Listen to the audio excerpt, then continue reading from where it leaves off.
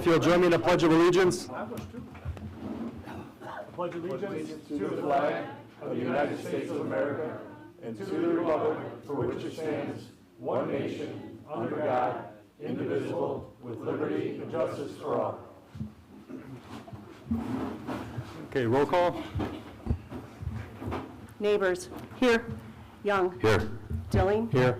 Beamsterboer. Here. Adamski. Here. Doyle. Here. Adrianson. Here. Okay, first item on the agenda is a recognition of dog park donors. So we're one step closer to having our new dog park. The construction has started. Electrical, plumbing, and fencing are in the works. The dog park will open early this summer. We could not have done this without amazing partners and sponsors. It was their kindness and generosity at turning this vision of a dog park into reality. So I would like to thank Metra, Don Orsano, and Noel Gallardo, and the Manhattan Park District, Jay Kelly, and his Park District Board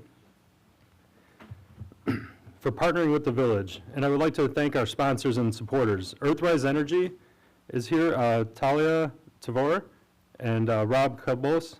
And then Grand Prairie Animal Hospital, Dr. James McMahon. Dynasty Utility Services, Justin Schultz. Manhattan Chamber of Commerce, Chamber President Becky Bauk. Girl Scouts Troop 75599, Christina Bavery. And then Kristen Marcheski from Friends of Manhattan. And then finally, I'd like to recognize one last sponsor. They're a very special group of people, the family and friends of Dr. Scott Becker. This group's generous support ensures that this dog park will be lasting tribute to Dr. Scott Becker for the love, care, and support he provided to animals in his care and to their families. I'm excited to announce that the dog park will be named the Dr. Scott Park, a Manhattan Community Dog Park.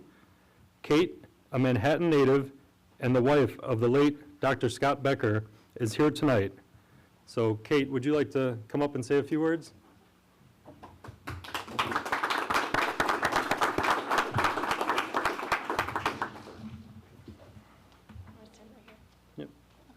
Hi everybody, I'm Kate.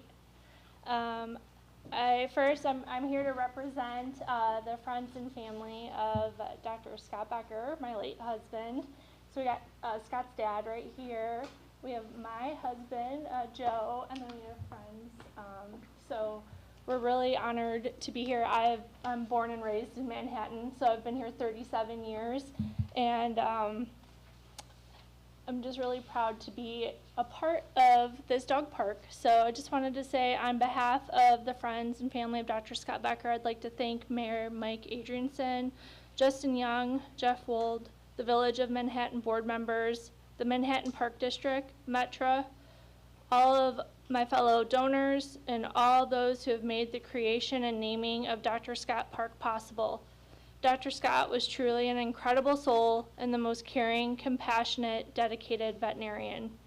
This park stands as a testament to Dr. Scott's enduring legacy, celebrating his love for animals and his commitment to their well-being.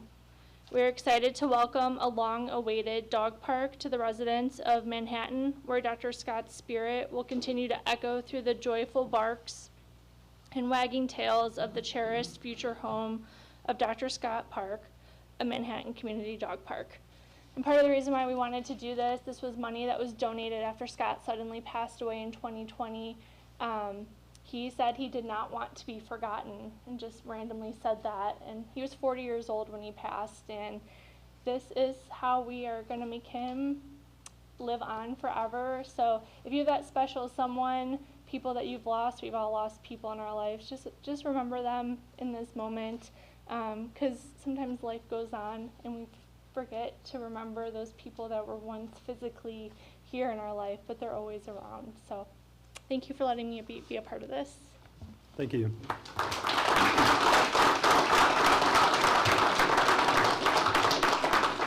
We have, thank you. We have Bridget Forsythe, the president of the park board here, and Jay Kelly. Would you guys like to say a few words or anything? Just offer it to you. Not to put you on the spot, but I guess I just did.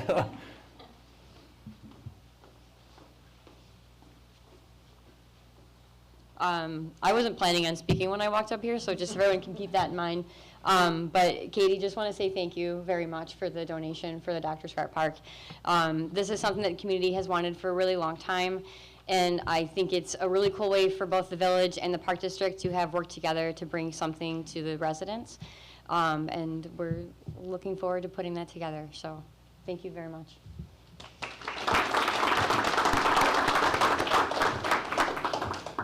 And then, did anyone else want to speak? Dr. McMahon, did you want to say anything, or? I wasn't prepared to speak Okay. either. Kristen from Ferenz, okay. Earthrise, I know Earthrise wanted to speak. If, Rob, did you want to come up and say something? Absolutely. Thanks, folks. I'm Rob Calbus. I'm a development manager from Earthrise Energy.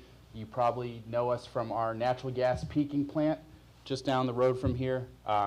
We're very, very pleased and honored to be part of this initiative on the dog park. I love dogs. I know lots of people love dogs, and so we're glad to be supporting this awesome project here. So I'm going to turn it over to Talia real quick. We'll say a couple things. Hi, everyone. I'm Talia Tabor. I'm the Director of Community Engagement at Earthrise, and I just want to present our big check. Upside down. We are so proud to be a part of the Village of Manhattan's effort to build the Dr. Scott Dog Park. We have contributed $50,000 to this park over the last 2 years, and we cannot wait for it to open. I will not bring my little baby Mia. She's a dog. Because she's scared of dogs. I don't know what's wrong with her, but I'm going to come and watch all the other dogs not be scared of each other. We are so thrilled to be a part of this. We are such fans of just community efforts and ways for us all to connect with each other, and in the ways that Earthrise can continue to support you all. We just want to know. So we're so proud to be a part of this, and thank you for the really beautiful words that you said.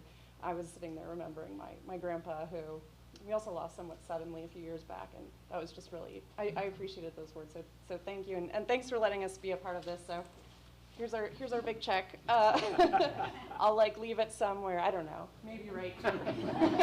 Did you want to get a picture with the board and then anyone else that was involved? Yeah. Oh, is Noah here from the Metro? Yes. Did you want to say anything? Because it's Metro's property that they're gracious enough to allow us to utilize.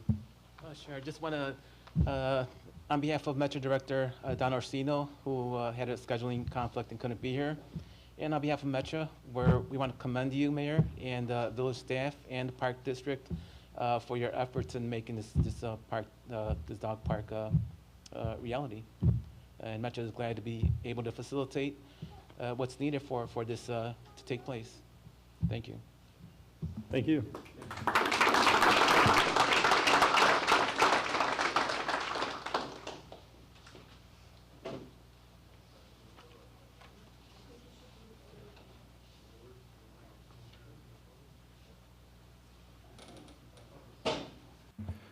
Okay, thank you, everyone. Next item on the agenda is a public hearing, fiscal year 2025-2026, the May 1st, 2025 to April 30th, 2026 budget. So I would just like to thank real quick our new finance director. He came in just recently, and he's worked on this budget, and I'd like to thank him for being so flexible with his time and to meet with myself and elected officials. And I don't know if anyone has any questions once we get started, but I'm sure he'll be able to answer them. I really appreciate all your hard work. So I'd like to entertain a motion to open public hearing on fiscal year 2025-2026 budget. Motion. Second. Roll call? Neighbors. Yes. Young. Yes. Dilling. Yep. Beamsterboer. Yes. Adamski. Yes. Doyle. Yes. Okay, Mayor, no one signed up to speak for the budget. okay. And would anyone like to say anything about the budget?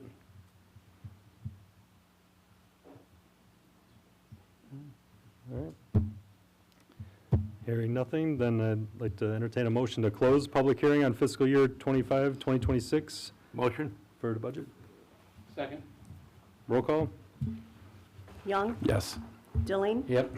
Beamsterboer. Yes. Adamski. Yes. Doyle. Yes. Neighbors. Yes. Okay, motion carries. Next is public comments. We have Andrea. Would you like to come up? Hi.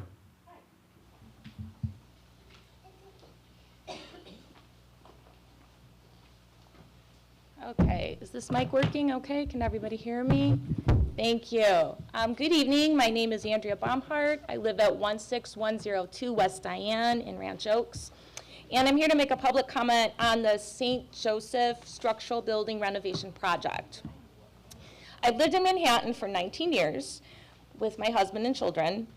I'm a public educator by trade and a Catholic by heart, so education and Catholicism is very important to me. I currently serve on the St. Joseph School Board as a parishioner, I'm that representative, but I also teach religious education after school at St. Joe's for 8th grade public school children as a community volunteer. For those that don't know what that means, that's when public school children come to the parish for religious instruction in their lives as directed by their families. So to be clear, St. Joe's serves not just a population of our township that chooses Catholic education daily, but also serves the general population for faith needs. This includes adults and children that all reside here in this township.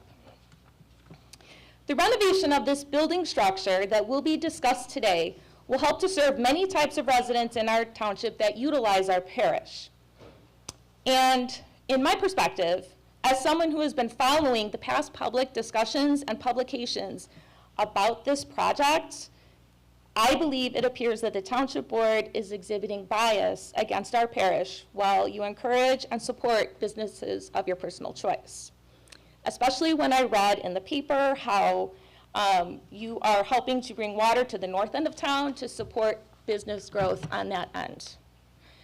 And while the board openly encourages business growth and residential growth in your publications and in your social media releases and in the press, I really feel that the board is limiting our growth. Some of the comments that I've heard are alarmingly spiteful, and the pushback that I'm feeling is really concerning as a member of this community. I sincerely hope that that's not your true position and that any past conflict can be classified as miscommunication and a misunderstanding. I do ask that you approach this presentation tonight by Father Mike with fresh eyes and that you are open, willing, and ready to supportively consider viable options for our parish to grow, to better serve our citizens and their faith needs. St. Joe's has been a fixture of this town for 100 years. It's been here a very long time, and it's gonna be here after we're all gone, okay? It's gonna still be here. It's important that we keep it vital and an active part of our community. Furthermore, our community needs to know that our elected representatives are fair and have included our mainstay St. Joe in its revitalization plan for Manhattan. Thank you for listening. Thank you.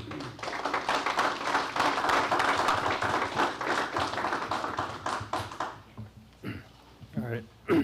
And then towards the end, we'll come to the presentation that you guys are going to present. So we just got a couple of little things to take care of for business, and then we'll open a discussion. So thank you for speaking. Next item on the agenda, our new business is ordinance adopting fiscal year 20. Oh, I'm sorry, I skipped over taking notes. So the consent agenda consists of March 18, 2025 village board meeting minutes, approval of April 15, 2025 bills list, authorization to change the start time of May 6th, 2025 village board meeting from 6 p.m. to 5 p.m. So it'll be an hour earlier the next meeting. So if everyone's okay with the consent agenda, I'd like to entertain a motion to approve. If they would like anything pulled, we can pull it for further discussion. Is it permanently, we're gonna make it 5 o'clock? No. Or is it just temporary one day? Just that day. Good. Motion. Second? Roll call? Dilling, Yes. Beamster Bohr, Yes. Adamski. Yes. Doyle, Yes. Neighbors, Yes. Young. Yes. Okay, motion carries. First item on our new business is an ordinance adopting fiscal year 2025-2026, the budget in lieu of passage of an appropriation ordinance. So in the board packet, there are two budget options. The first version, which removes some capital equipment and projects from the capital fund, and revenues remain as presented in previous years. Version 2 is, which includes all of the equipment and projects discussed at our January planning meeting, and these projects were included in a draft budget sent to the board.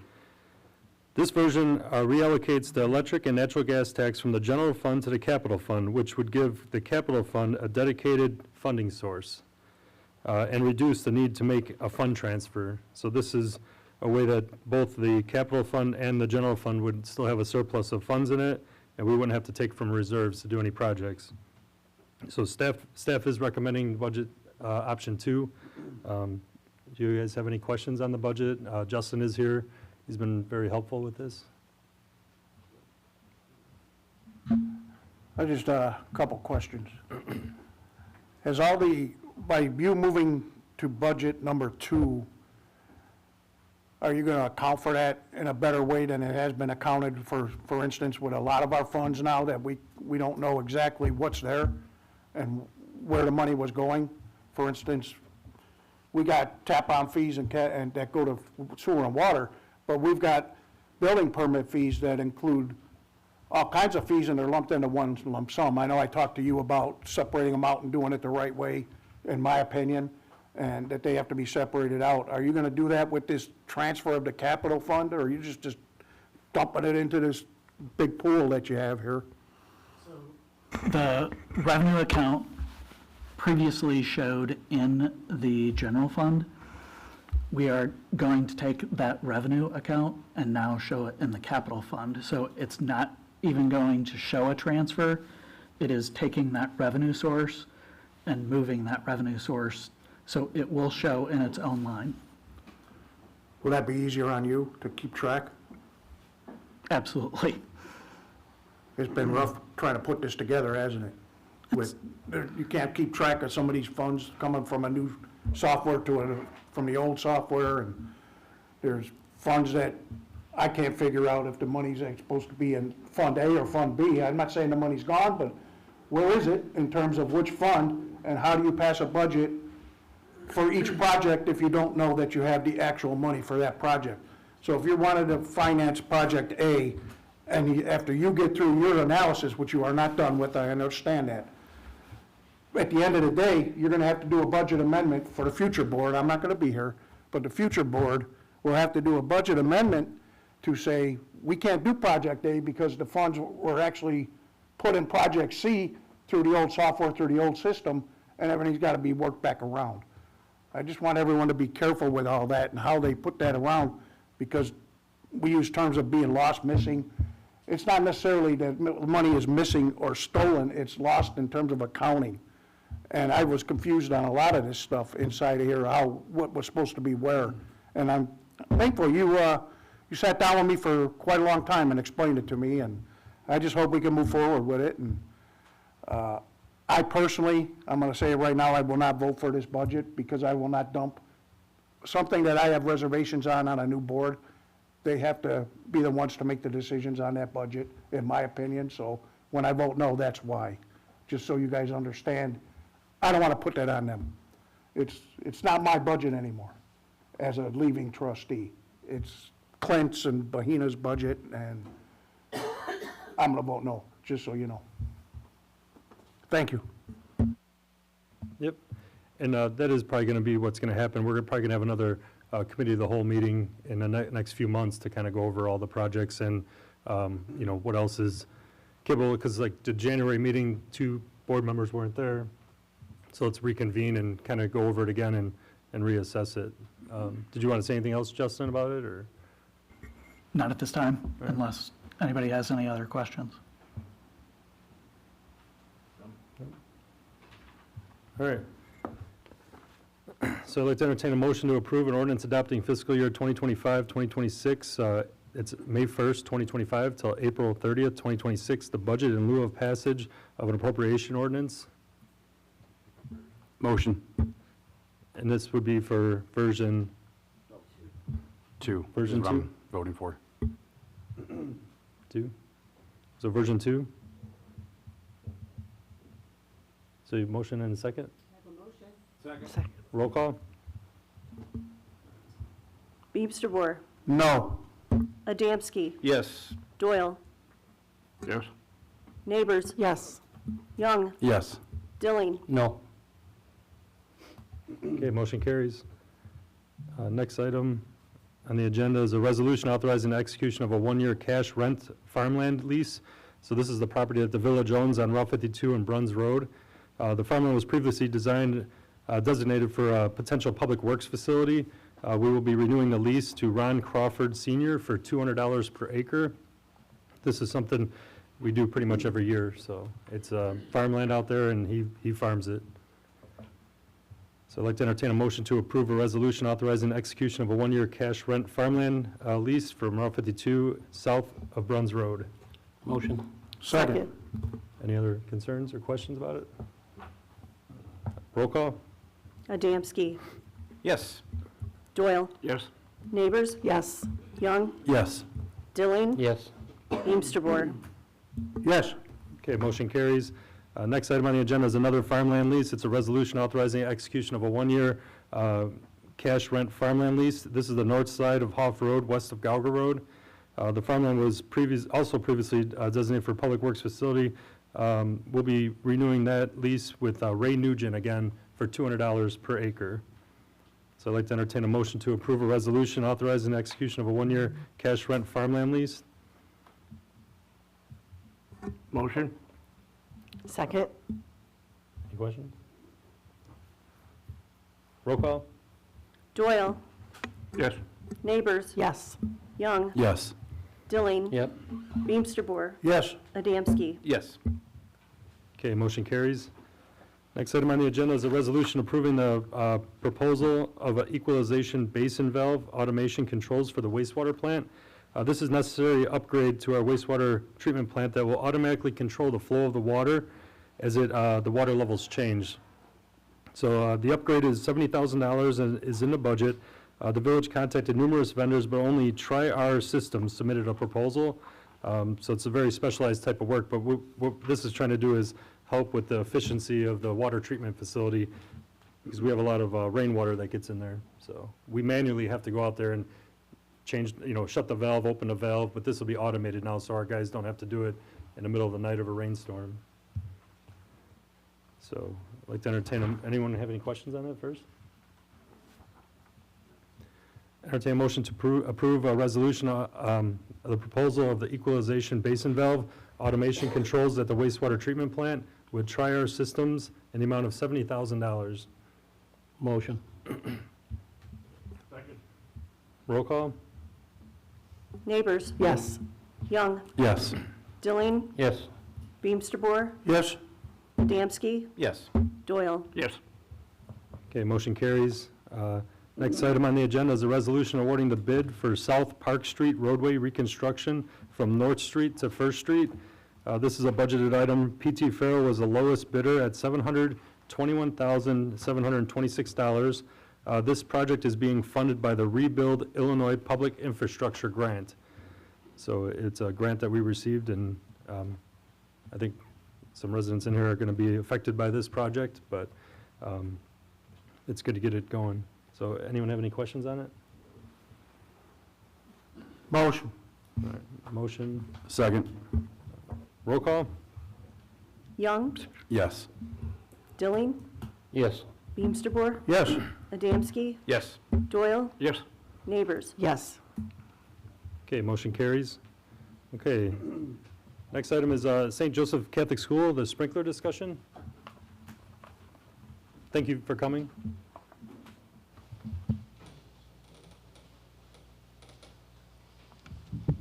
Thank you, Mr. Mayor, and thank you to the trustees for making sure we are on our agenda this evening, and thank you to everyone who's come out to show your concern and interest.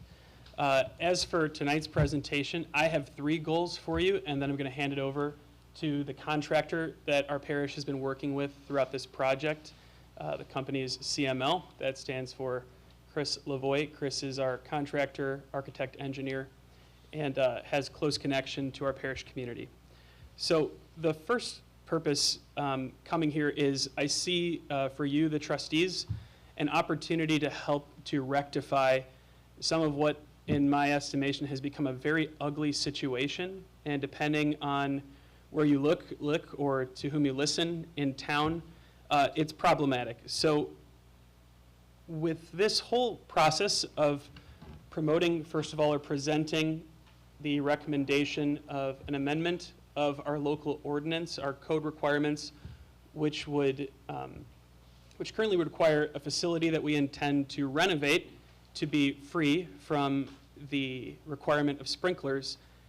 This discussion is by now been in awareness throughout the village for a long time. In fact, we have here in our records, we first met with in discussion with the village back on June 26th of 2024.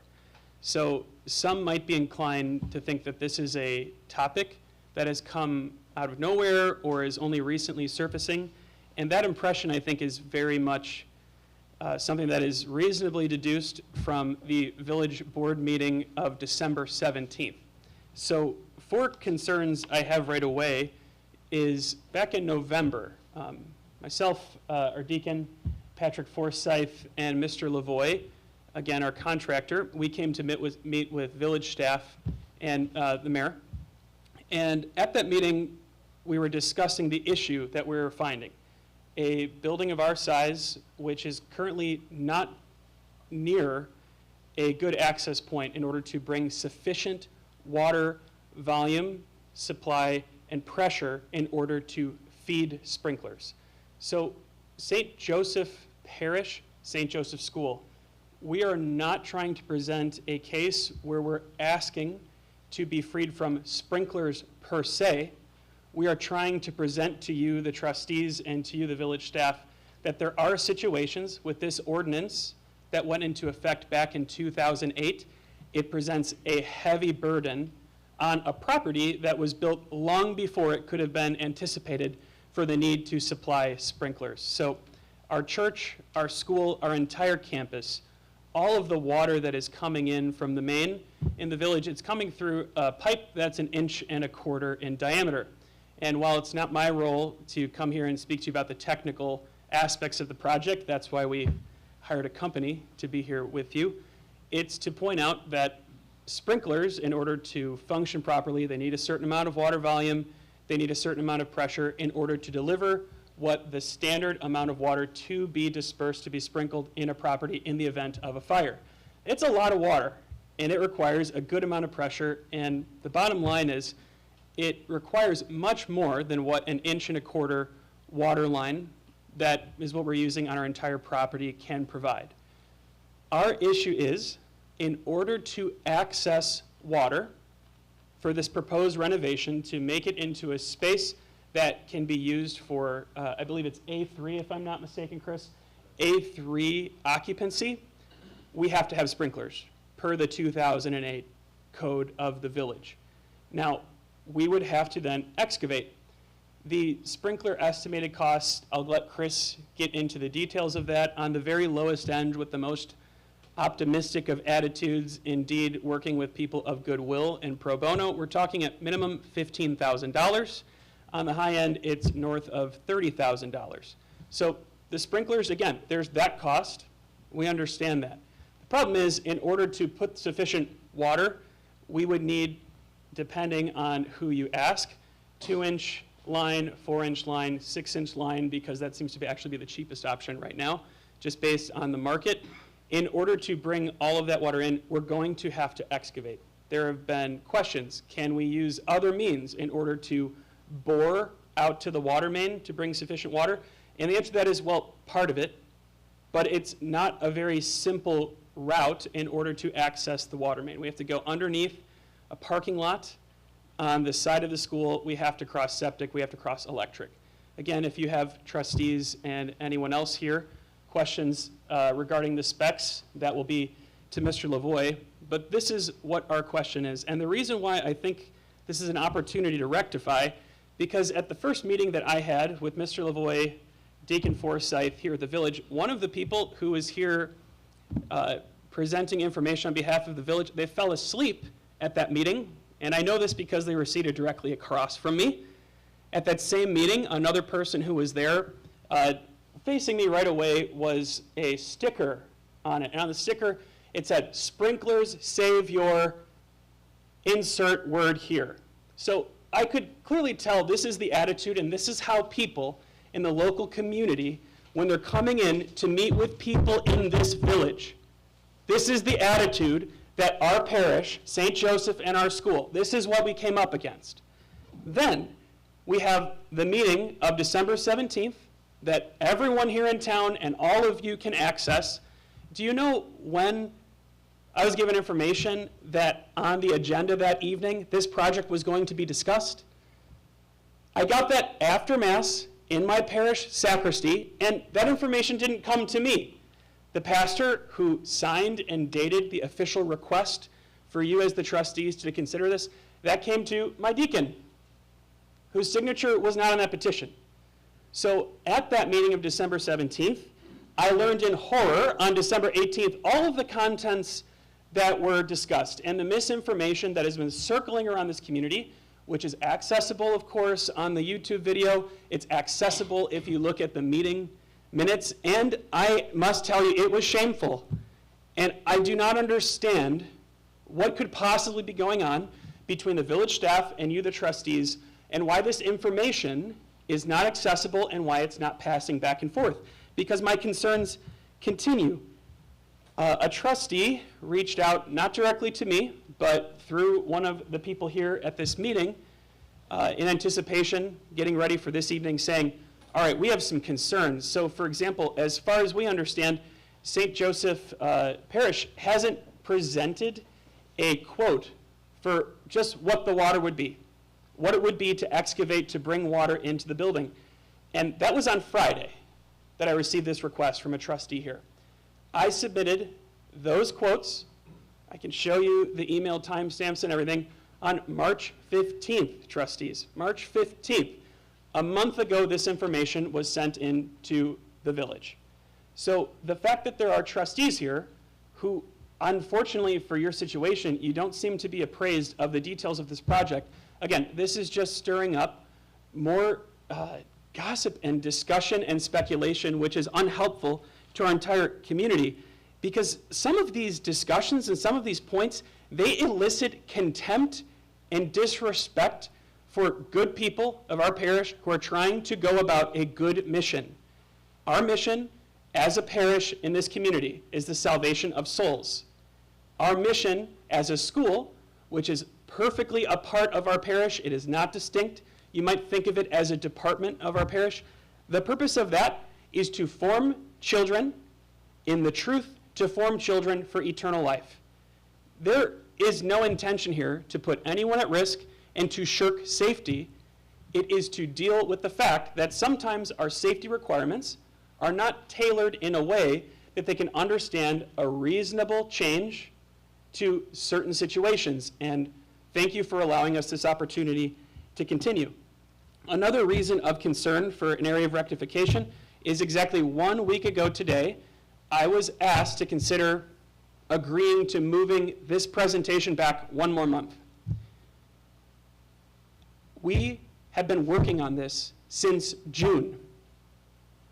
I need this building to be renovated and open to become useful on our parish site and to be an asset to my staff. I need that by August. If, again, leaving these unanswered questions is terrible, but again, continue to push this down the road, it's leading me to ask questions. Why is it that we just can't get to the truth? Why is it that so few people in this room who have a position, whether it's on the staff or an elected official, direct the questions right here, send them to the office, come and speak, we're not hidden. And the final concern is even this morning, Mr. Lavoie, who you'll be hearing from in a few minutes, we were not on the agenda, the initial version of today's agenda. Now, trustees, you all saw, because I started to copy all the trustees in my correspondence with the village, you all saw that I said, no, we would really like to get this discussion going. And it took a call, and yes, it was amended, I appreciate that. But look at this from my perspective. Where is the ball being dropped? Why don't you want to hear from us? Why aren't you giving us the benefit to speak? So into the details of the December 17th meeting, there are a few things that are outstanding that, again, I have to address to you today. First of all, as I already mentioned, this is not a concern about being relieved from sprinklers because we think sprinklers are unnecessary or have no benefits. This is to say, in a building that existed before 1962, when all of its adjacent property, an entire campus, is operating on such a small diameter of water available, why can't we, as a village, say, sometimes things were built in a way that it can't accommodate our hopes and our desires for improved safety. Maybe when we direct and look forward to how we can improve things in the village, we should consider what kind of burden this will place for existing properties. And this is of concern not just to our parish, not just because it's an exorbitant cost, it's very large. Currently, the budget that our parish has set aside for this project is $233,000. Now, that is $233,000. That does not come from a diocese. That does not come from a grants. That has come from the tithing parishioners of St. Joseph Parish Community. Now, the estimated cost easily in order to honor this ordinance, we're talking adding at least $75,000 between the sprinkler cost plus reaching out to the main. So if you add all that together, what percentage of this renovation would be only in order to honor this ordinance? 38%. Should 38% of a renovation project be dedicated to honoring this kind of ordinance if there are other ways to secure the safety of our students? So this brings me to some of the particulars of the last meeting, just beyond what is the scope and what is really the purpose here. Not saying, can you give us a pass on the 15 to 30,000, but much more. First of all, the purpose, why are we asking for this to begin with? Well, as everyone here knows, Manhattan is a growing community. You're probably nauseous from hearing that so often, and you probably all have so many headaches because you're trying to accommodate that situation. Well, all of the growth that you are so familiar with, the growth that's been occurring that's caused our local school district to need to make sure there's more room, well, thankfully, we, St. Joseph, we're also experiencing our proportional participation in that growth. Right now, well, last year we had a waiting list of 11 students to our pre-K3 preschool program that we couldn't accept to our program. This year, we already have a waiting list of 7. Okay, so 11 was where we were at the end of the summer last year. We're already at 7, and as you know, we're not anywhere near the school year. People in this community are looking for pre-K3, especially all-day pre-K3. There's no alternative here. In our public school district, it's something that we love to do in our school, but like everywhere else, we lack the space. Our intention is to use an already existing classroom in the main school structure to become our pre-K3 room. Great. That's where we want the kids. Where do we want the kids? In their room where they are spending most of the time? Same place they've always been, in the school. Now, why would we need to renovate this structure that is directly behind? Well, the room that we'd like to use is where we have art. It's where we have learning interventions for kids who need extra help with their reading and mathematics skills. Specials, we call them, in our school, music, things of that nature. Now, where are we going to host those activities that don't require a homeroom situation for kids? Then we see this property. Now, this structure right behind us, this garage, is about 1,140 square feet. It's the best option for us because it's not the first option we consider. Perhaps some of you know that in the growing pains that our community has been experiencing, one of the solutions that the local school district found was to put modular classrooms on the property. You might call them trailers, though that doesn't sound as good as modular classrooms, I have to admit, okay? So we went, and they were very gracious in the junior high before the new building opened. They allowed myself, our facilities manager, our principal, Colleen Domke, to go and visit and to check those things out. So we were looking, well, what if we got a trailer to put behind St. Joe's? That could be our area where we do music, art, things of that nature. Well, two problems arise from that. One, they're very expensive. they're expensive, and you only have them on a lease. It turns over very quickly. So the approximate cost in order to get one of those modular classrooms, we have two different models that were set before us. One was $118,000 and the other was $103,000. That's just a modular classroom.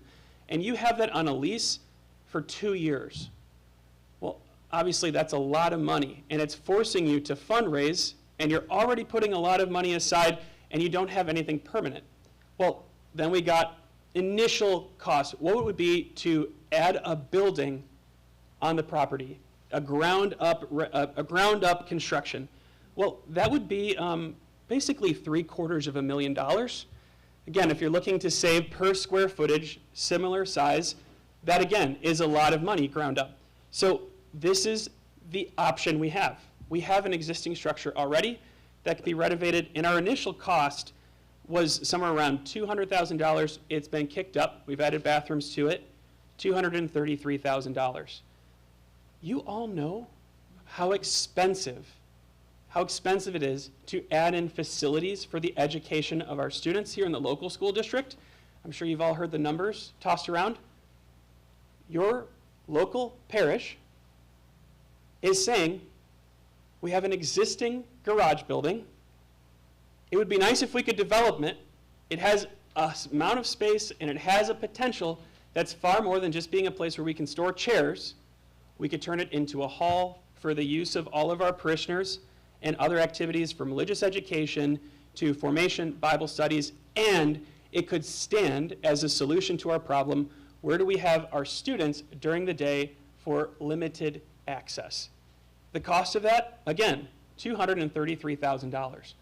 What we're presenting to you is a situation where you have a local group, a local organization that has been here in town since 1889 saying, we're not really looking for something fancy, something to rub in anyone's face. Can you, the trustees, make a way for small to medium size scale renovations in town? The way the ordinance is currently constructed from 2008, there isn't a path for small or medium. Our solution is $750,000. That is not going to happen. That is not going to happen here. And even adding what is at least $75,000 to our current budget, our parish can't afford it. Some of the things that were tossed around were, well, what if we asked for a deferral from the requirement, even 6 months, or even after that, if we claim hardship, another 1.5 years? Yeah, that's time, but it's not the money. And the thing is, we fundraise to survive as it is. Every year, my parish subsidizes our school already. 3 years ago, $90,000. 2 years ago, $80,000. This year, we're already at $60,000. And where does that subsidy come from? The tithing parishioners of St. Joseph. Where does St. Joseph's assets come from? The tithing parishioners of St. Joseph. The tithing parishioners of St. Joseph are voluntarily giving their money to our parish. These are already taxing people who live here in the village of Manhattan. They are choosing already to part with this money. In other words, if fundraising or a little more time to fundraise, if that was the solution, it's the same people we're hitting them up. You would be asking, okay, people of Manhattan who are parishioners of St. Joe's, you're already generous voluntarily to this parish. Basically, we're encouraging your parish to sort of tax you. In addition, already if you want to take advantage of your local Catholic school in order to make a renovation or a construction of this caliber happen.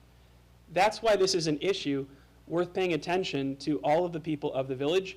And furthermore, perhaps there are other properties in town, not used by a parish or a school, that might be saying to themselves, yeah, you can go into Manhattan and yeah, you can build something new, that would be great. But be careful which property you end up occupying, because small and medium-sized renovations, yeah, their ordinances will get you. If you change use, if you move from one style of building to another, be careful which part of town you're in. Be careful how big the water main is. It doesn't matter if it was built in the 50s, like this garage. You have to anticipate that when you're coming here to Manhattan. The issue and the reason why I bring this up What we are proposing, according to all of us, is what we see to be something that is a matter of common sense. It's not a matter of asking you to be rash, to take unnecessary risks, or to say, I stepped away from protecting children. I'm sure none of you want that moniker, and neither do I. And the reason why I need you to rectify this, and at least to have a civil discussion with us present, is because in our minutes and in that video, you can see why it's eliciting comments that are of ridicule for us in town.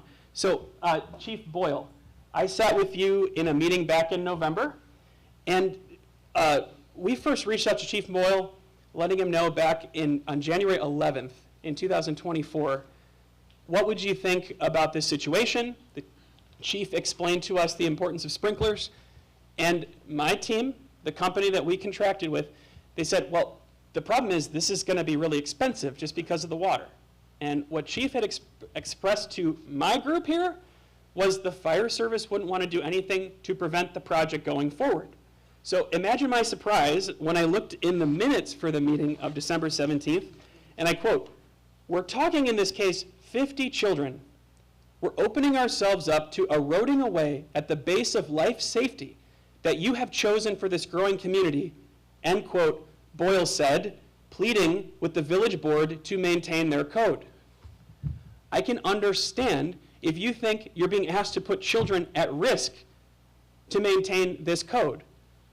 What we're saying to you is not step away from sprinklers. If we're here in person, we can express to you what we need, and you can legislate as the responsible people you are in a way that can help growth in the community, but also prevent this amendment that we're proposing you from being exploited to actually put people in a difficult situation.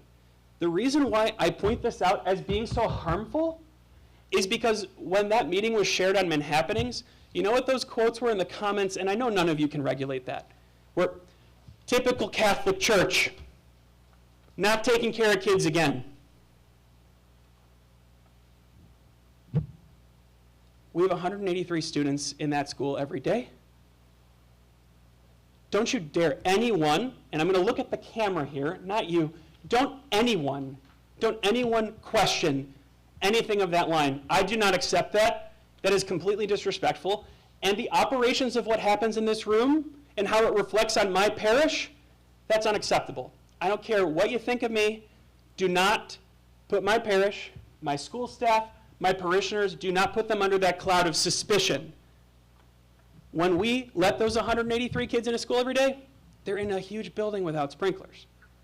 When we walk those kids over to come to Mass every Tuesday, they're in a big building without sprinklers. When we bring those kids into our adoration chapel every week, they're in a building without sprinklers. When they go down to the social hall underneath the church where they're doing all their activities, they're in an area without sprinklers. I understand if when you're saying to new constructions here in town, you would like to have a high level of safety. God bless you. That's a great idea.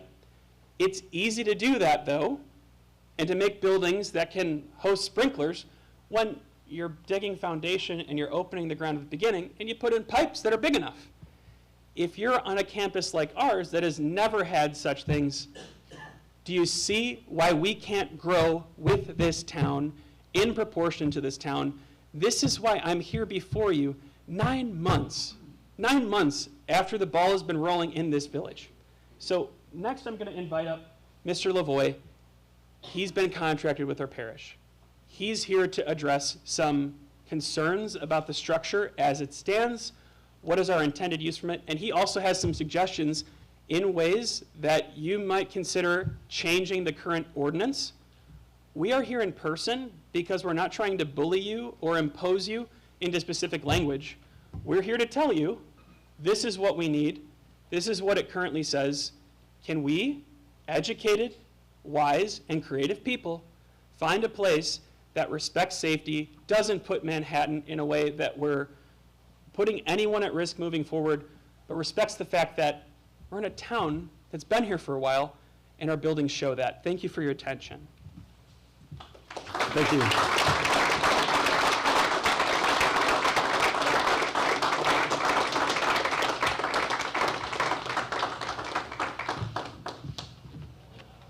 Good evening. My name is Chris Lavoie. I'm the president and CEO of CM Lavoie and Associates.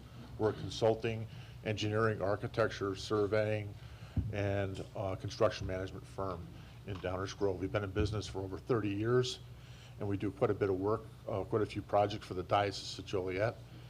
And I'm here tonight after evaluation and meetings and minutes. And by the way, I do need to thank Jeff Wold for his time, for his effort, for meeting with me and the mayor as well, that we got together and we really tried to get something done and get something that we can formulate here that would work for both the village and for St. Joseph's.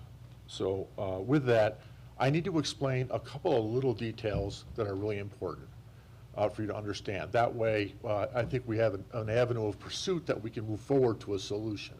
And I bring solutions here. So I want to get to the solutions quickly, but first, I want to deliver some handouts first. The first thing I want to deliver is the overall aerial of the site. And just generally, this map that I'm showing you shows the routing for the 6-inch water main to the building that we're in discussion over, and where it would go, and the complications with that. And then also, in particular, when I met with Jeff and the mayor and with staff, the assumption was that the costs would not be as high as they are. And they didn't know what those costs were, but they assumed, based on other work in the village and other water main work that's being done, that those costs would be less than what we had.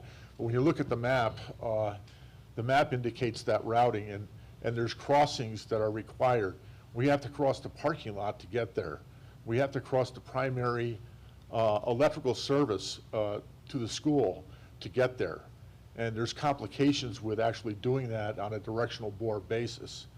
We've actually gone out and gotten multiple bids, which we'll pass out to you tonight too, that the costs were higher than what the village assumed that they would be. So here we are, we have an ordinance requirement that would require sprinklers, and the village, the Public Works Department, made an assumption, and it was an assumption that was okay to make at the time about how much it would cost, and it wouldn't be that bad, it wouldn't be that much of an impact. And so we went out, we got those proposals, and I'll share them with you now. If you'd like to pass out the second handout, these are our proposals that we got from your consulting, your underground water and sewer guy that works here, and then also other consultants that water and sewer contractors, and confirming the prices are what they are. And they're much higher than what the village thought they would be back when we first met. So that is something that we wanted to share with you all, and we wanted to clarify some of the things to get the facts out about where we are and why we're at where we're at, and come together for a solution. So with that, let me go back and just tell you where we're at and why we are here. The original code is based off of the International Fire Code dating back to 2007. And in that particular code, for the A3 occupancy, which is what we are going to go into, and that really triggers that comment. I don't want to overlook that we're not in the A3 now, and going to the A3 triggers this requirement within the IFC code. But in that code, it had 3 exceptions back in 2007. The first exception was that if the building was less than 12,000 square feet, you would not need to do sprinklers. The second exception was if you were 300 occupants or less, you would not need to do sprinklers.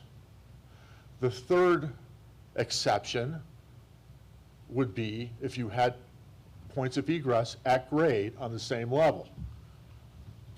Based on that code, we met all 3 exceptions to the IFC. And let me say, the IFC code, the International Fire Code, is used internationally. It is used across this great land, everywhere. And it is used, and granted, there are amendments that are used in every municipality that fit their needs. And amendments are done, but they're all different. But, you know, it's something that when I look at it, and the code that was written in 2007, and then 2008 comes along, and the Village of Manhattan adopted an amendment to the IFC code, eliminating those 3 exceptions. So they don't exist now. So we're dealing with an amendment that's strictly for the Village of Manhattan to actually get a permit to do this.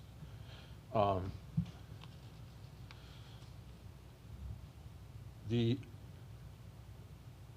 one area that I found, since Mr. Mayor, we spoke and with Jeff, the one area that we found that still exists, that rolled over, if you will, into the amendments that the fire department did, is that there is one small exception that's in there. And that is that if you are in A3, the exception would be if it were a sports area, it would be allowed. So that means that if I took out the 2 spaces that we have and called it a sports area, it would meet your code.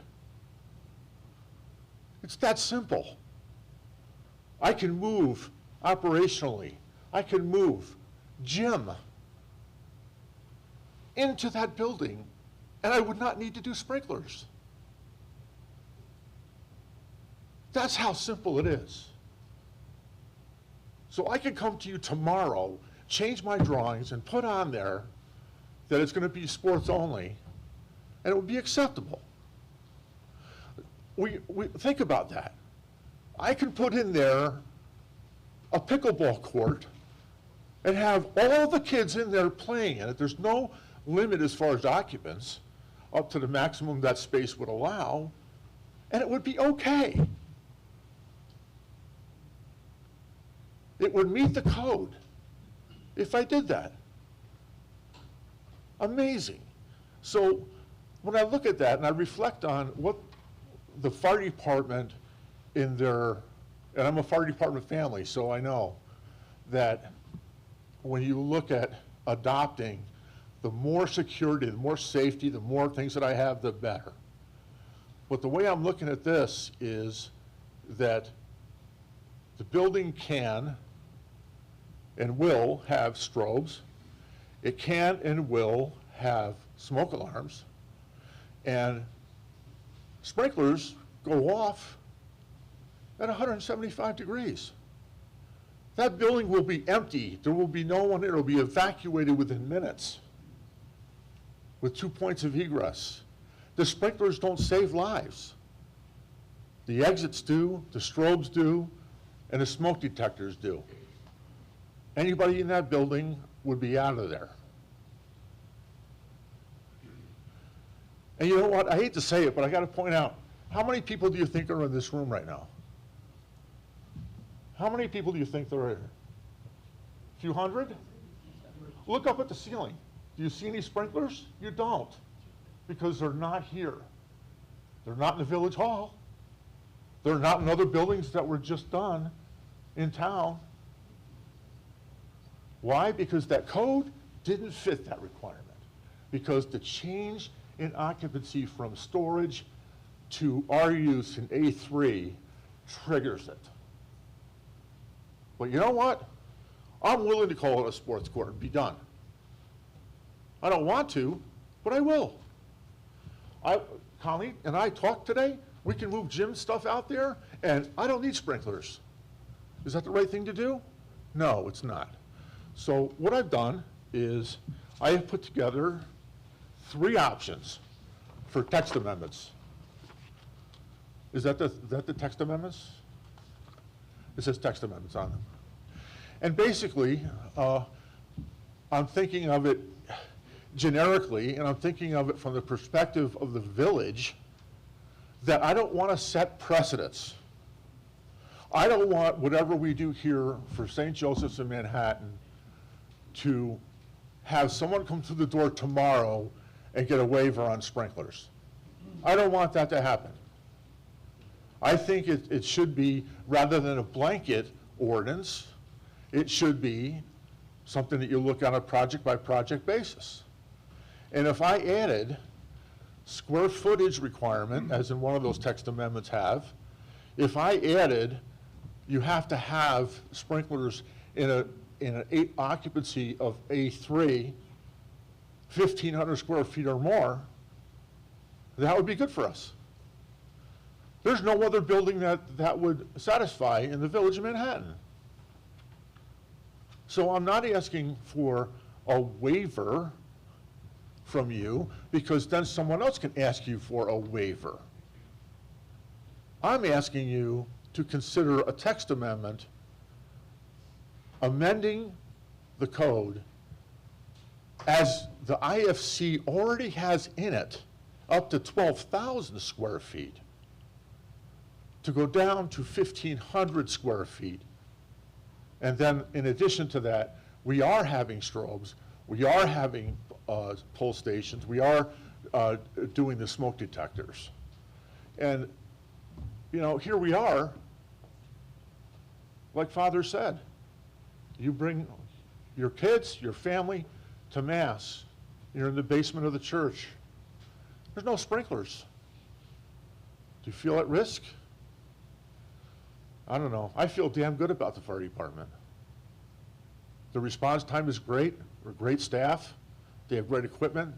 If a fire happened at Manhattan, at St. Joe's, they would be there.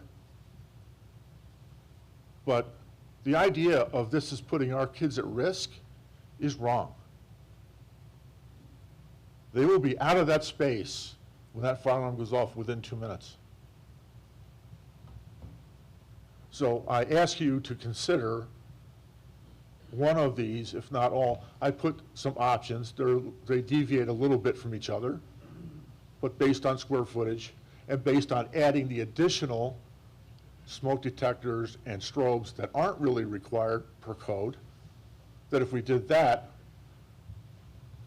us or anybody else that happened to have a occupancy in A3 that is 1,500 square feet or less, which doesn't exist.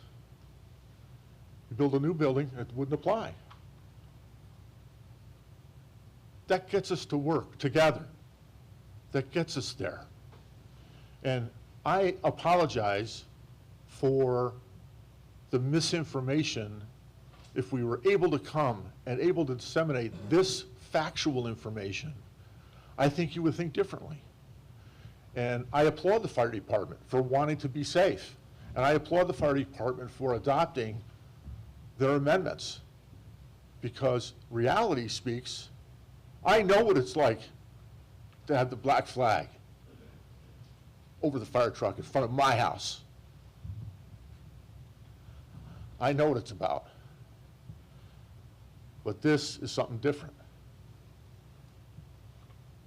I'm asking you for consideration for a text amendment to this code. One of these three options. I'm not asking for a waiver. I'm not asking for anything else. And if necessary, to get us built, I'll change those drawings to show it as a sports court. You know, these codes were not written a blanket code internationally across our country not to be amended. Our Constitution hasn't been amended how many times? Needed to be. This needs to be. Because it's the right thing to do. It's a common sense approach. And I'm not applying, and I'm not agreeing with a blanket code that fits all. We like to try to do that. But in reality, this makes sense.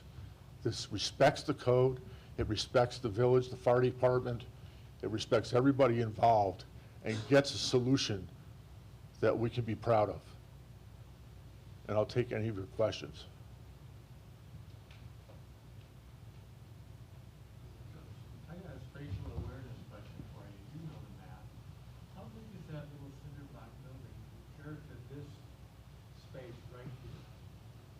It would not include that room. It would be, this space here is bigger than that garage. Yes. So we are sitting, there's a couple hundred people here, maybe not that much. 65. How many? 65. Yeah, okay, so there we have it. But still, You're talking from this corner behind Terry, right? yeah, Right here, and there's just this little space here. Yes. That's about the garage. that's about the garage. And I have 2 points of egress at grade. Question, who owns the rest? Well, I do. No, you don't, the fire department does. No, I do, because if there's an incident and I'm here doing what I'm doing, I'm at risk. My license is at risk. If something happens there, and I think the answer is, who is going to get sued? Well, everybody does, right? Everybody does. The village will, I will, everybody does. But I was just gonna add to that, if it's okay, asking, and I wish we would've talked about that before. I've been there 11 years as the principal, and I'm pretty sure I have documentation for 3 times a year of our fire exits from the school of 200 plus out of the building in under 2 minutes, every single time. So there you have it. What I'd really like to do is ask you your opinion. Where do you stand? Where do you think of this conversation? Because we haven't heard from you. I really want to know what you're thinking. I got a question regarding your Sure. site plan here. Obviously, I see the pink line, the fuchsia colored line for the proposed water line coming in. Yeah, yeah. Was that the most efficient way, or Yes. would there be a directional bore towards North Street that would have been? And does it have to be 6 inches? Well, Can I finish? Sorry, just, Sure. if you don't mind. The reason I'm asking is that obviously boring under an asphalt parking lot is problematic.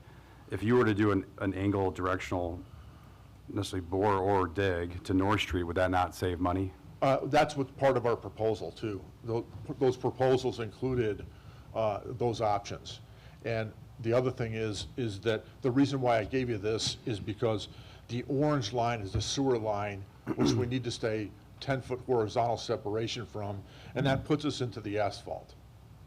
So no matter what, I have to dig up the asphalt to get it there. And then number 2, the primary comes in off of Sharp, across the parking lot, to the main power panel there on the west side of the school. And the question, as far as running it to the North Street, that pipe out there is within the roadway, and it's an IDOT roadway. And it's about the same distance. So just adding another governmental layer onto it and going towards the IDOT right-of-way is problematic and time-consuming. And I'll also add, by the way, which I didn't, and the point has been brought up, is the village has been very cooperative with us about saving money on permit fees and that kind of thing to a tune of, I think, $9,000. So thank you, because that's been going back and forth with Jeff and myself, and that kind of help was very much appreciated. But yeah, we had to do it that way because of the site conditions. And the size of the pipe is to be 6 inches? The size of the pipe, Father touched on a little comment there during his testimony. Yeah, I heard he said it was cost Yes. effective or? Actually, it's more money to do a 4-inch than it is a 6-inch. Oh, that's crazy. So we're thinking that, a 6-inch would be much better for future use, that we'd have a 6-inch main there. And so I would run the 6-inch. I have a question. In the paperwork, I did see something about a dry system. I'm not very familiar with, I understand it, but what is the? The dry system, we still need to build all the infrastructure. We still need to build the sprinklers. We still need to extend the water main to get to it. It just doesn't, it's not charged. So, yeah. We also looked at a tank solution too, and that we explored with village staff and you guys to do that, and that's really not a cost savings at all, because the tank would be above ground, it'd have to be insulated, it'd have to be an expansion of the building and footings and concrete and a pump system and that kind of thing. So there's costs that override, you know, the thought of having a storage tank there, and it's just cost prohibitive. So I'm willing to do the strobes, I'm willing to change the drawings to call it a sports court, and that meets the code. Is it, so it's for assembly A3, or would it be education because it's classrooms? It would be A3. Okay, that's where I was confused. Yes. So thank you. Anyone else have any questions? So I have a question on your text amendments. Sure. I've been reading this, and if you go back to the minutes of the previous meeting that Father alluded to, I had brought up the 1,500 square feet myself. Reading your text amendments, I am still for 1,500 square feet, with text amendment number 1, adding the smoke alarms and the smoke detectors and the fire alarm system. Would we be able to hybrid it as a board? Maybe my question is for the board, to hybrid it and also add the last line of text amendment 3 for construction prior to January 1st, 1980. So you have to meet those 3 requirements, therefore pinpointing it even more from any other area or any other building coming in and trying to get this exemption, so to speak. You're tailoring it real tight and specific. Yes. And it is done all the time, just so you know. In Springfield, they write different ordinances to specifically target a town, a school district, and other areas that don't affect any other areas. It's still written into the code. It's still not, quote unquote, a freewheeling exemption. That's correct. It's an exemption that you meet these requirements. That would be what my suggestion would be, to do text amendment 1 and add the 1980, prior to 1980.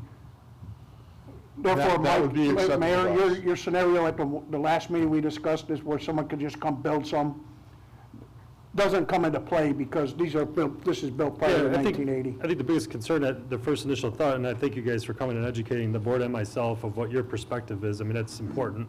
I think the biggest concern I had is the unknown of amendment change. When you go backwards on public safety, life safety, that was just a concern, How do we know exactly what's going to happen years to come with rezoning of, residential property that has a garage on it, and then they make it commercial?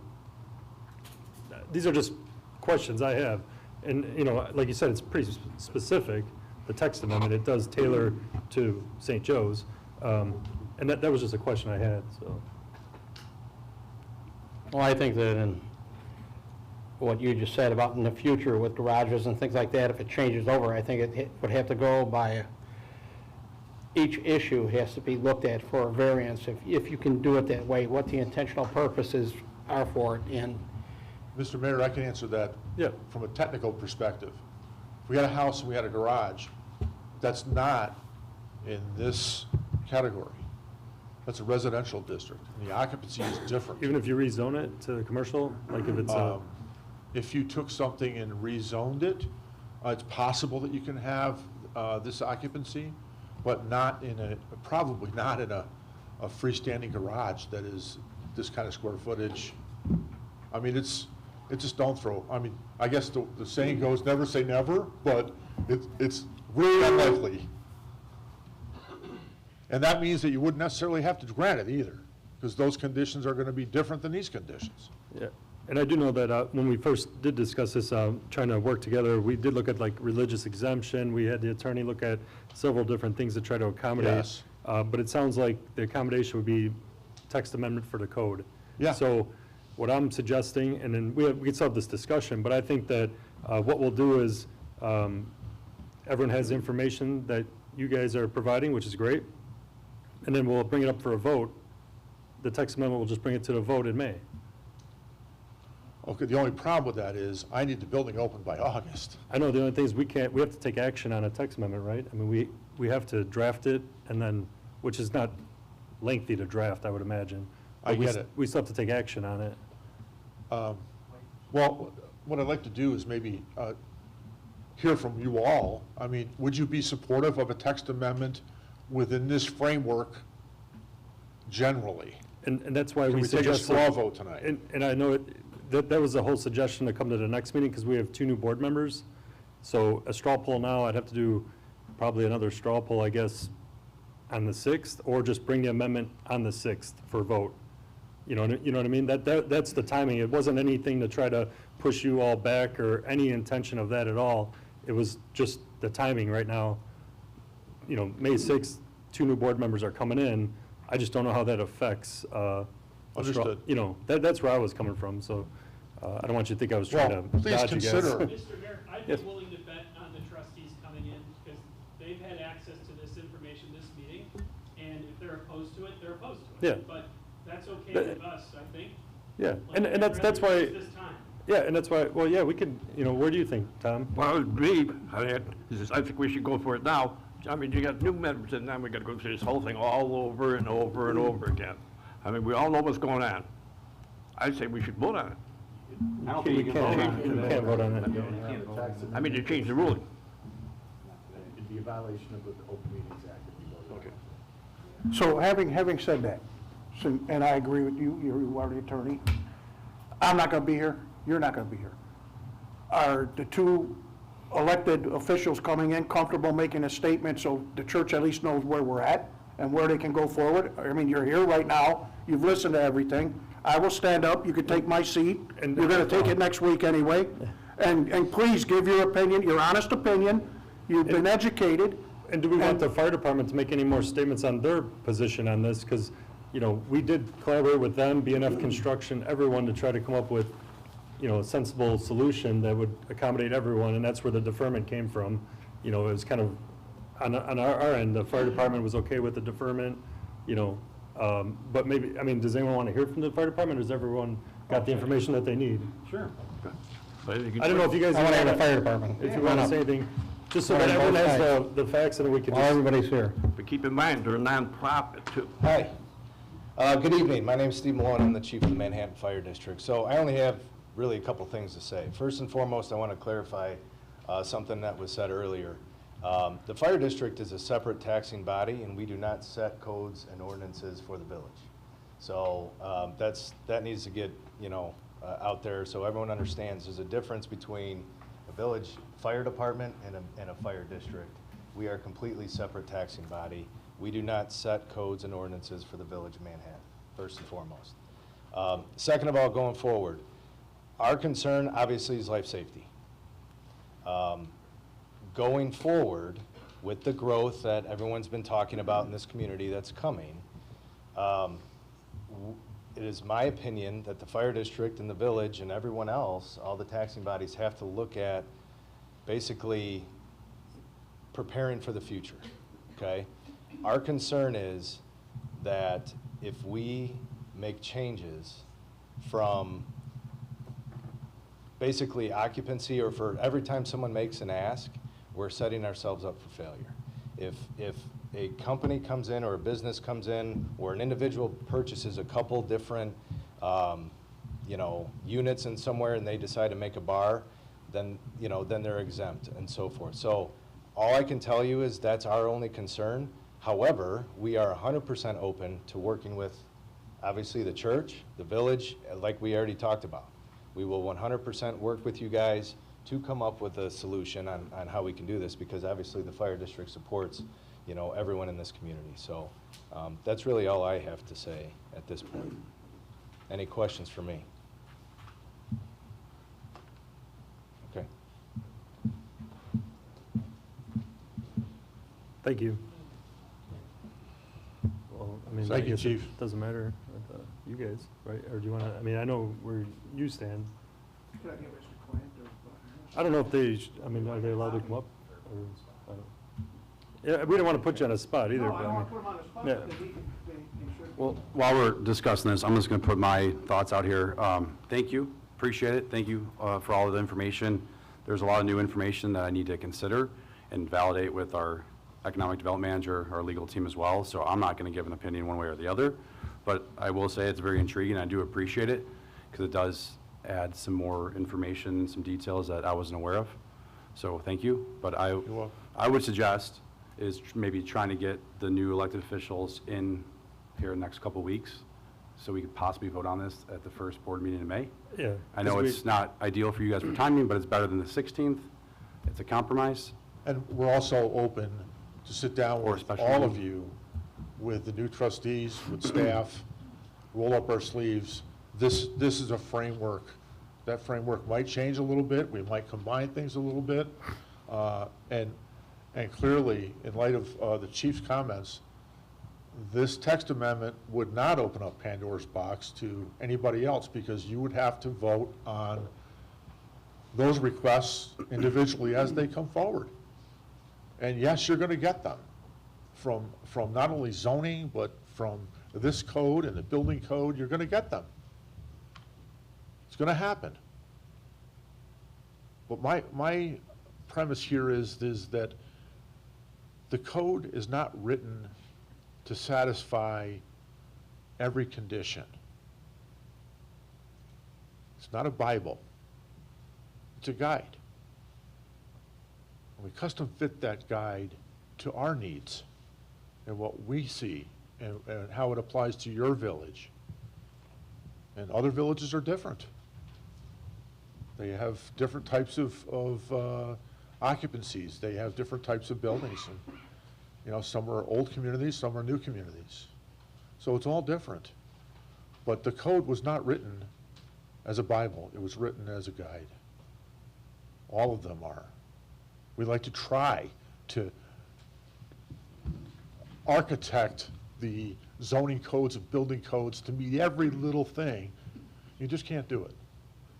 So it's something that I realized that we have to go through with the village attorney, go through, get language, public hearing, public comment, and come back to you to get a formal vote on this. My only problem is I need to get the building open so we can say yes to the 20-some students that are waiting. And my way around that is I could call it a sports court, and this conversation doesn't apply. And that's so amazing to me. That I can put a room full of people, as long as they're playing cards, it's okay. Where's the common sense there? I don't get it. Yeah, I can't speak. The code was put in place a long time ago. I'm not sure what the presentation was. But it's or- there, and it's Yeah. in your amendment. Yes. It's not, Yeah, it's the part of the village IFC, amendment. but it's also in your amendment. Yes, that's. And I you mean, saved that part of it. You eliminated the other exceptions, but Well, that one's still there. I guess I was speaking on behalf, that was prior to my time, so I don't know what the. I get it, but you know what There I'm might have been saying? a situation that came up and they suggested it. I don't know. Mr. Mayor, I'm so glad we're here because this is the really interesting part of it, where the IFC was done, the way you amended it, you took away those 3 exceptions and left this one. And it's almost like, you know, for me and for all of us here, the Holy Spirit is here. It came down and struck me and said, hey, I've already given you the answer. And the answer's right in front of us. We can move sports stuff over in that garage, and you know what? Where the kids are going to be, they can go in the gym. As long as it's a sports facility, you have to give me a permit. So give me one. I'll modify the drawings and I'll send it in. And meanwhile, we're not going to stop there. We're going to come back to you and we're going to work through this and get a final solution. Yeah, like I said, May 6th, we can have the text amendment prepared and bring it up for a vote. Are you open for me to do that? To come in for permit based on? I'm not sure, that's a legal question. Why is that not acceptable? Is that what I use it for? If I change my operations to be sports related entirely, Because you're being ridiculous. well, that's what the code says. No, you're being ridiculous. You shouldn't. Yeah, the codes aren't a guide. They're not a guide, the homework's not done.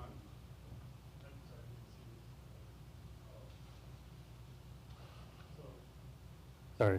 I think that we have to just, that's why I was suggesting, everyone has the information, we can go back to the attorney, make sure the text amendment is applicable, and then we can vote on it. Okay. Thank you for your time. Father and I. No, thank you guys. I won't Appreciate it. speak for Father. He's busy this week, but For me, I'd be willing to sit down with any one of you, all of you. Jeff, let me know, call me, send me a note, and we'll get together and work through it. Be glad to. Yeah. But here's where we go to get solutions. Yes. Thank you for your time. Thank you.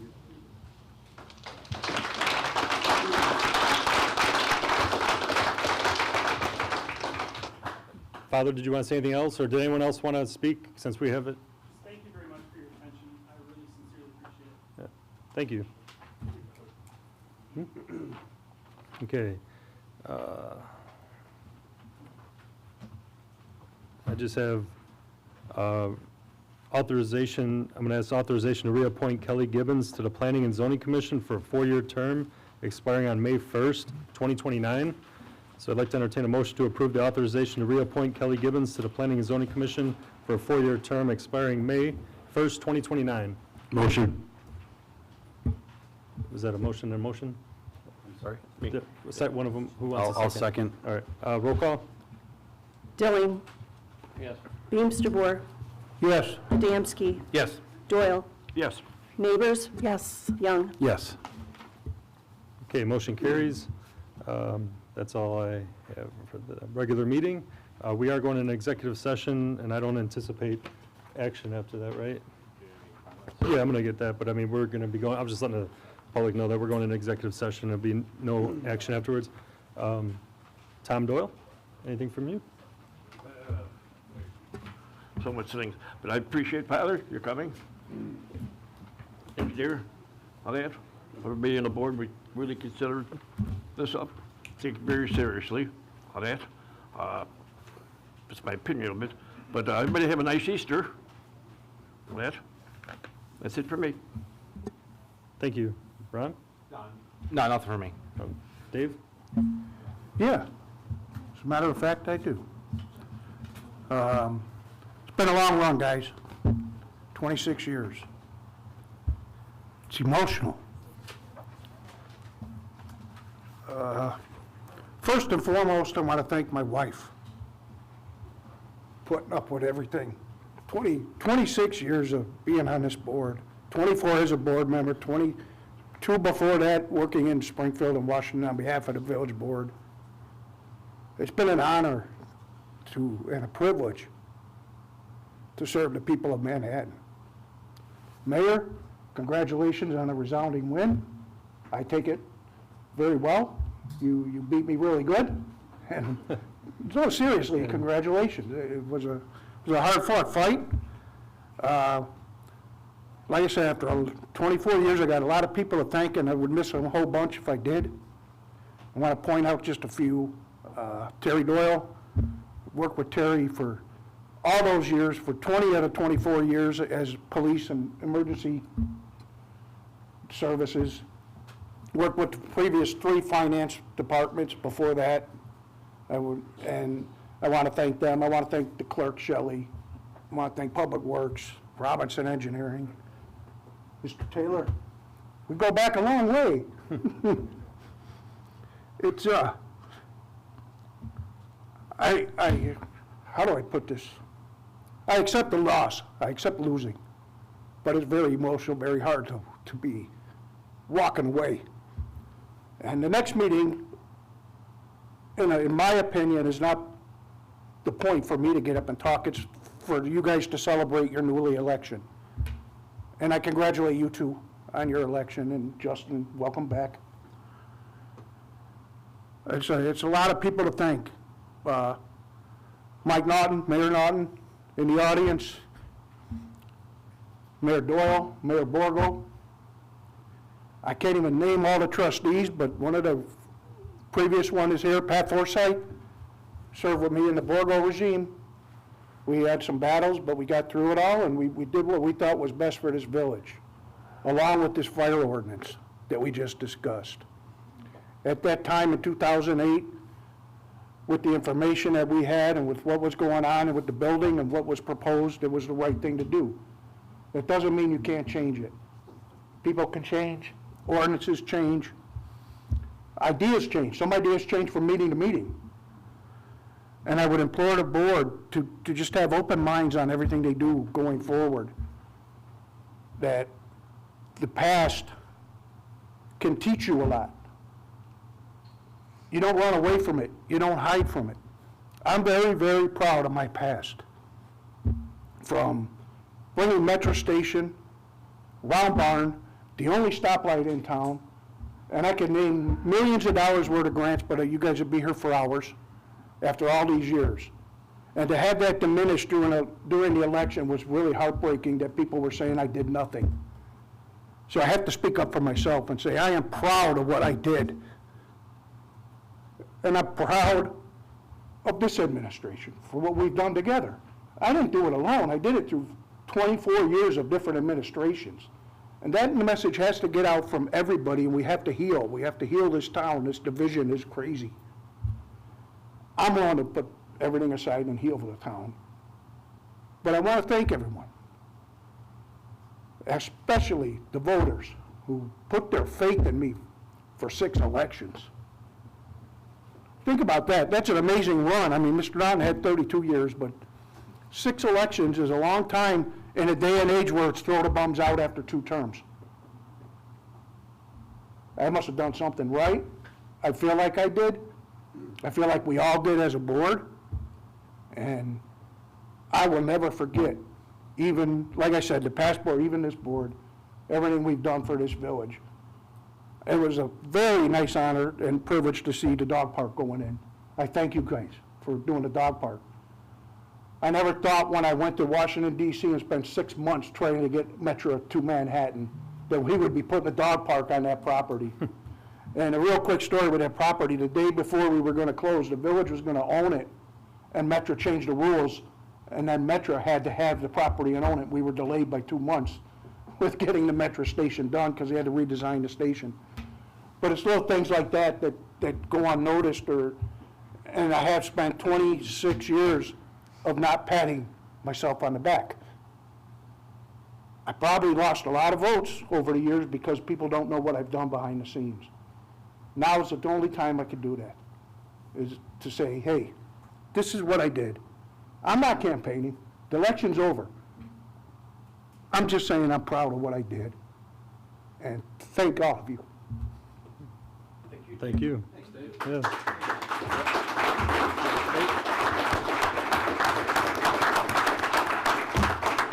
Add that a little bit, Dave. When I first ran, a lot of people, my wife, my partner, business partner, laughed at me. You can believe what, trustee? No. But I made it. Well, 900 votes on that. You, Mike Naughton, Tom Biskin, Jamie, took me on your wings. You taught me this, everything else. Sometimes Mike would write around the papers if I'm going the wrong direction.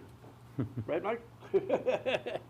But, I mean, I learned, and I learned a hell of a lot. And I thank you very, very much for it, really. And I'm proud of it, proud to know you. And Mike, and Tom, and Jamie. You know, it's been very, very, very, very nice. You teaching me, and I learning. And just keep on learning. Thanks. Yeah, definitely. Thank you, Dave. I mean, I've learned a lot from Dave, talking to him through different meetings that we've had. We've worked well together. You know, he dedicated 26 years of his, it's not an easy job to donate all your time from your family to do this, to get most of the time criticized for everything. But, you know, there's a lot of good too.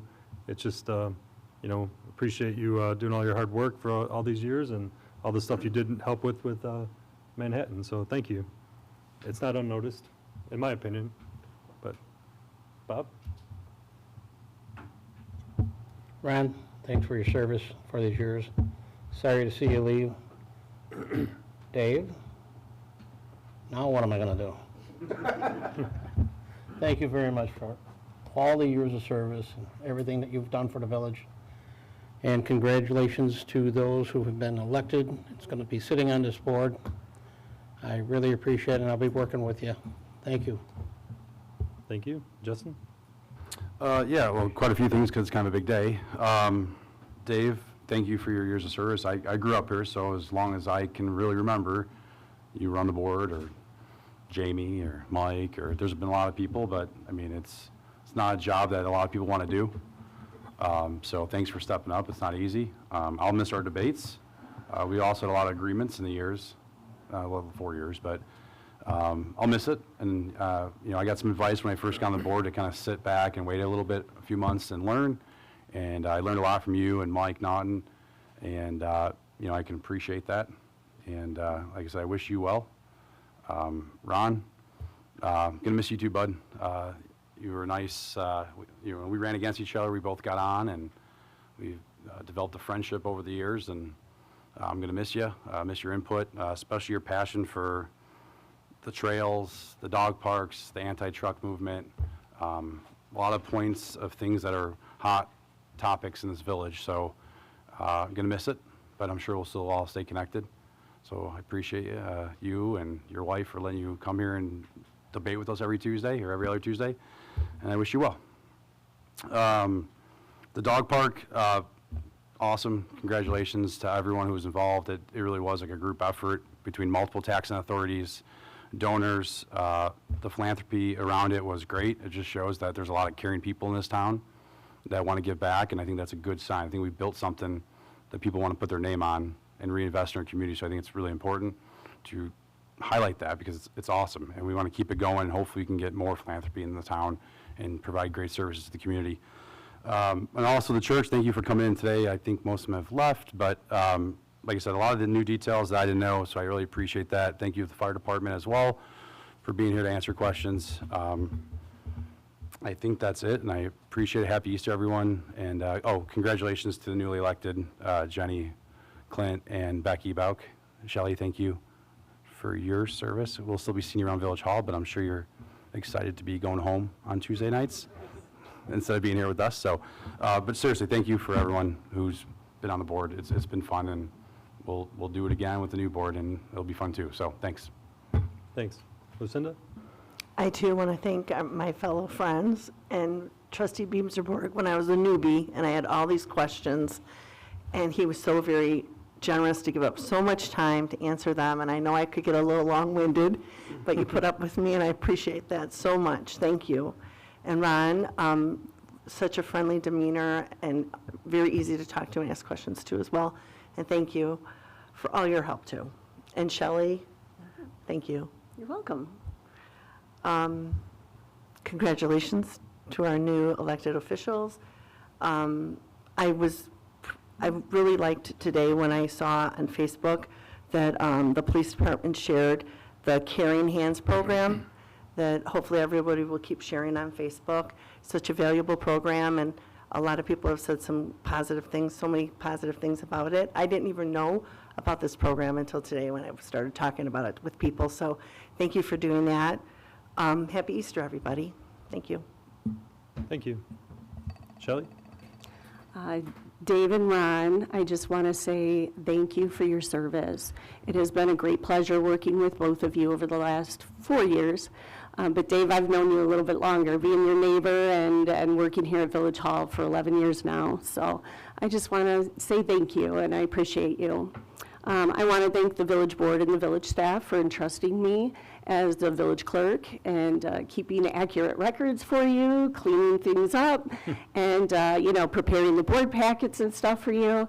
I'm really excited to hand over the reins to Becky Bauk. I think she's going to do a fantastic job, and I'm going to still be here as your executive administrative assistant.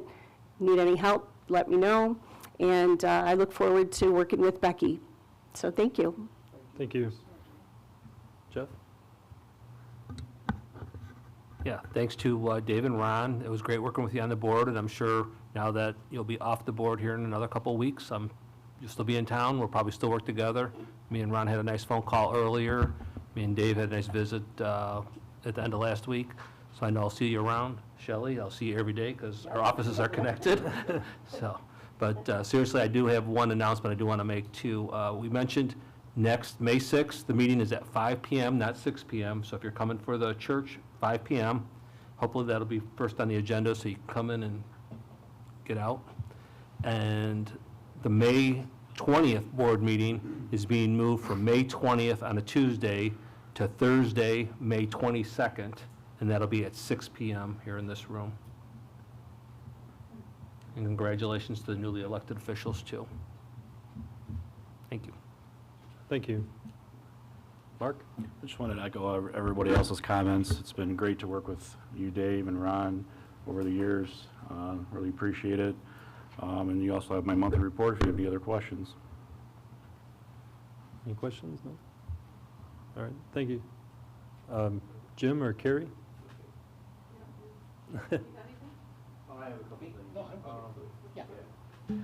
So to start off with, on Kankakee, I don't know if anybody's noticed, but we do have the lights up. ComEd put 2 new poles in, and they did put the arms up and the light heads on. So just to let you know on that. Also, we're working in Century East in the old part of town, putting up new street signs, changing from the green to now the new blue ones, and we'll continue that as complete the whole town. Also, they've started on the new fire department, water and sewer. And Bisping is also working on well 7. They've started that, marking out, putting up fences, bringing in equipment. So on the dog park, just to let you know that the water and the the water and the drains have been installed. We're looking to get started on the fence, do a partial on the fence, and then we're having a bore company come in here. They already called the Julian, and they're going to be boring in for the electricity here soon. So that's where we're at. You have my monthly report, and if you have any questions, you can refer to John Tyke. Sorry. No, you're okay. Thanks. I got a question for you and Carrie. Yeah, you. Eastern. Can we say Eastern? Yeah. What are we doing? With the culverts, Culverts, the street? all of the above? Yeah, so. Right now, you gotta use a 4x4 to get down it, but go ahead. Culverts specifically will be, I don't know, everything's been ordered. I know it's coming soon. We will let everybody know when we're gonna do the closure, and that'll get started very soon. I don't have an exact date for you yet, but I know it's happening sooner rather than later. The roadway portion of it, we're working with John and Justin on budget right now and then a final scope so that we can get that roadway portion figured out and scheduled. Metro has gotten back to us as far as the crossing and that we don't need to move the signal heads or the arm, the crossing arms, don't need to be moved, so that's a huge, huge win because that was going to be a monster cost if we were to have to do that. They have said that there are some pavement improvements that need to be done that apparently they're going to do themselves, so there might be an intergovernmental agreement or something that we'll have to figure out, but I'll work with John and Justin on that, and we'll report to the board as needed. Thank you. You're welcome. And then a comment to that, sorry. Then Sure. a comment to that is that, just to make an announcement, we are aware of the condition of the road. So we are trying to maintain it the best that we can as Public Works until we get to a new road. So I just want to put that out there. So I am monitoring it almost every day, the best that I can, and trying to fix it without spending money crazy to get to where we're supposed to get to the end. So I just want to let you know on that. Thank you, sir. You're welcome. Yes. Hey, Jim, one more question. This is kind of old business, and you may have the answer, but I think a meeting or two ago, a resident came in, was complaining about a light on the corner of Foxford Drive and right behind the Village Hall. And Lily Cash, maybe? or- Lismore Lismore. and Lismore and Waterford. Has that been resolved? Yes. Awesome, thanks. You're welcome. All right, thank you. Justin, anything for you? No, this time, no. No? Chief? I'll just echo everybody's statements. Thanks to the trustees and for everything you've done for me. Trustee Greensport, you were in the meeting when I was told I would be chief, which was an amazing moment in my life, very memorable, and I appreciate you being there and having that conversation with me and the few people who were in the room at that point. Holds near and dear to my heart, and it will forever for the rest of my life, so I appreciate it and everything you've done for me. Trustee Dansky, thank you for everything. You know, you're a big part of my main guy, Apollo, as the whole board was, you know. He wouldn't sit still or he'd be here to thank you himself. But thanks for everything you do for us and, you know, the bringing the awareness to the dogs, the dog park and the trails and everything you've done. Always great conversations, truck enforcement, obviously. The nitrous oxide ordinance, just a lot of work you've done with us in the police department, and we appreciate it. And It has helped make us one of the safest communities in Illinois, that both the work you guys have done over not just the time I've been here, but the time before that as well. And Shelley, I mean, I look forward to continue work with you. By no means am I perfect at writing ordinances and stuff like that, and Shelley's there to correct me every day. I appreciate everything you do for me. You work very hard, and I appreciate still having you on board to help me with everything as I navigate this water, Chief. Very thankful to have you on board still and for everything you've done for me. Outside of that, as Trustee Neighbor said, we did release the Caring Hands on our Facebook today. There's more information that going to be coming available. We're going to distribute to the schools and bring it to the senior luncheons and different things. When the new website goes up, it'll be on there as well. It's going to be in just a few tidbits about it. It'll be in all of our in-car computers, and it will be shared with our dispatch as well. So not only will it be in our computers, but when someone calls 911 for help or someone's missing anything, we'll have that information prior to being on the scene. So we look forward to doing something like that and having it go forward. Other than that, you have my monthly report. If you have any questions, I'm here to answer them. Thank you. Terry? I'd like to say thanks to Dave, Ron, for supporting me and my group. I just want to bring a few statistics. I want to thank the fire department, public works, police for Irish Fest. The support you guys gave us, we worked very, very well together. For those who noticed, we did have an extra big supply of officers on Saturday. We had no threats whatsoever. We're trying to be proactive. We had a total of 78 different officers for the parade. Bomb sniffing dogs, we had SWAT, 68 different police cars from agencies that came around. Friday, 26 total coppers and EMA personnel, and 32 for Saturday. Without the cooperation of you guys, police, the chief, fire department, and public works, we worked very, very well together. So I just want to say thank you for your continued support, and congratulations to you guys coming on board, and we'll get together soon. Thank you. Thank you. Do you have anything? Yep. I just want to also say, Ron, Dave, Shelley, in your capacity as a clerk, it's been an honor and a pleasure to work with you. Dave, we have been around for a long time and worked together. My hair was brown when I started on this part. But I don't think people realize how hard these elected officials work behind the scenes. And you certainly both fall in that category, Shelley, as well. You're true professionals, and the village was fortunate to have you as elected officials. Thank you. All right, so anyone else? No? Okay, so we're going to go into executive session. I'd like to entertain a motion to enter executive session for the appointment, employment, compensation, discipline, performance, or dismissal of specific employees, appointed or elected officials, and collective bargaining, and probable, imminent, and pending litigation. Motion. Second. Roll call?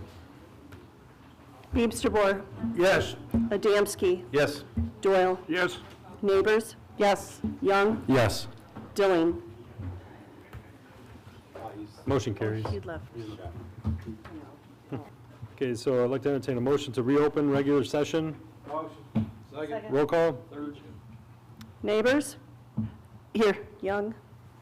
Yes. Dilling. Yes. Beamster-Bohr. Yep. Adamski. Yes. Doyle. Okay, motion carries. There's no action, so I'll entertain a motion to adjourn. Motion. All in favor? Aye. All right, meeting adjourned.